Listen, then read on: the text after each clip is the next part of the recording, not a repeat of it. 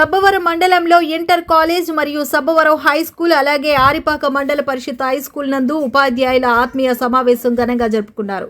విద్యాశాఖ మంత్రి నారా లోకేష్ ఆదేశాల మేరకు నిర్వహిస్తున్న ఈ కార్యక్రమం రాష్ట్ర వ్యాప్తంగా అన్ని ప్రభుత్వ పాఠశాలల్లో ఘనంగా నిర్వహించారు. ఈ కార్యక్రమం మండల విద్యాశాఖ అధికారి రవీంద్రబాబు ఆధ్వర్యంలో జరిగింది. ఆరిపాక మండల పరిషత్ హై స్కూల్ కి డైనింగ్ హాల్ నిర్మించుట, స్వర్గీయ చిత్తూరి కృష్ణమూర్తి గారి జ్ఞాపకార్థంగా ఆయన సతీమణి శ్రీమతి జానకమ్మ గారు 4 లక్షల రూపాయలను డైనింగ్ హాల్ నిర్మాణం కొరకు విరాళం అందించారు.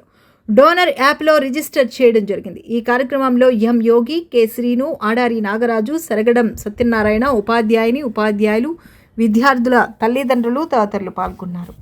నేను ఎంఈఓ చేయడం వల్ల కాస్త అటుగా వెళ్ళి వచ్చాను. ఆలస్యమైంది. మీ అందరూ మళ్ళీ కొత్తగా అడ్మిషన్ అయినటువంటి పిల్లలు 105 ఉన్నారు. 105 చిల్డ్రన్ కొత్తగా అడ్మిట్ అయ్యారు. అందుకని మొట్టమొదటి మీ అందరికీ కూడా మా మీద నిలిచిన నమ్మకానికి కృతజ్ఞతలు తెలియజేస్తూ ఉన్నాను. అంతే. మేము ఏదైతే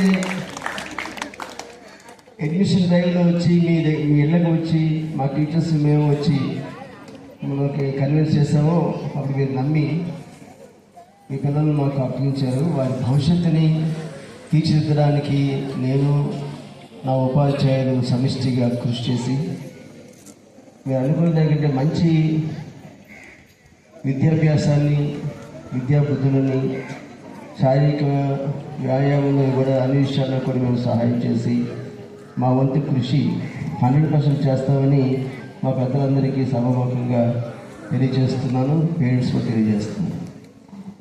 మీ అందరికీ కూడా ఈరోజు ప్రాముఖ్యంగా 2 యాప్ల గురించి చెప్పుకుంటారు మా టీచర్స్.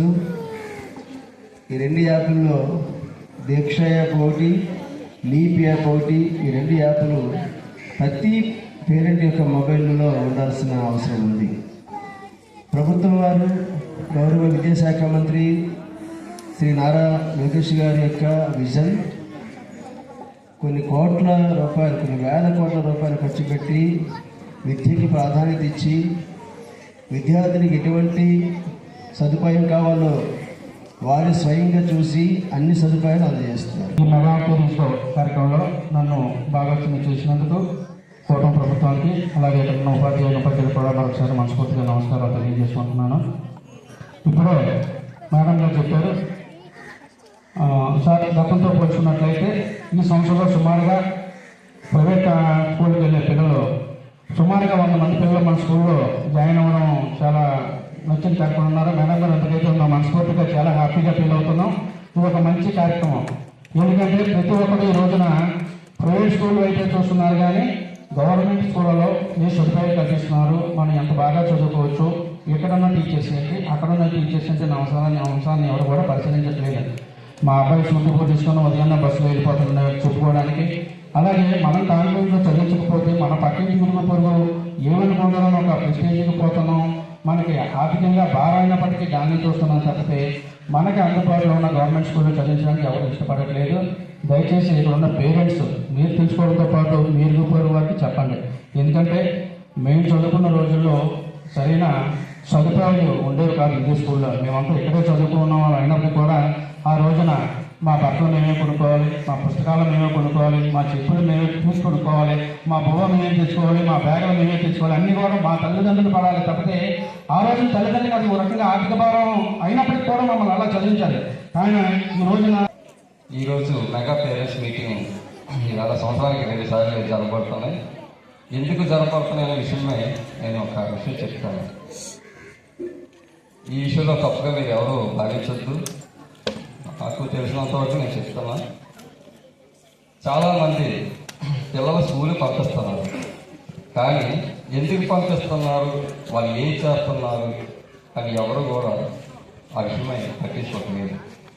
ఎందువల్లంటే ఒక ప్రైవేట్ స్కూల్ చూసుకోండి, వాళ్ళ పిల్లలు ఎలా పడతారు, మన గవర్నమెంట్ పిల్లలు చూసుకోండి వీళ్ళు ఎలా పడతారు, వాళ్ళకి వీళ్ళకి ఏం తేడా ఉందా, వాళ్ళు మనుషులు వీళ్ళు మనుషులే, వాళ్ళ తల్లిదండ్రులకు వీళ్ళకి తల్లిదండ్రులు. ఆ తేడా నేను చెప్తాను.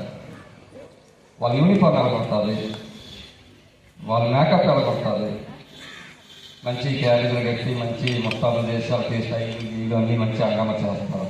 మరి ఎందుకు అవి చేయలేకపోతారు అంటే ఈ డబ్బులు ఇచ్చి కొనట్లేదు కనుక. అవి డబ్బులు ఇచ్చి కొంటాము, ఇవి ఫ్రీగా వస్తాను, అంతే కదా తేడా. తప్పుగా అనుకోవద్దు, భావించి.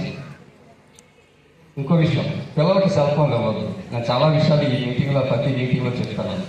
సెల్ ఫోన్ల వల్ల చాలామంది పిల్లలు పాడైపోతున్నారు. ఇవ్వండి, కానీ ఏం చేస్తారో అబ్జర్వ్ చేయండి.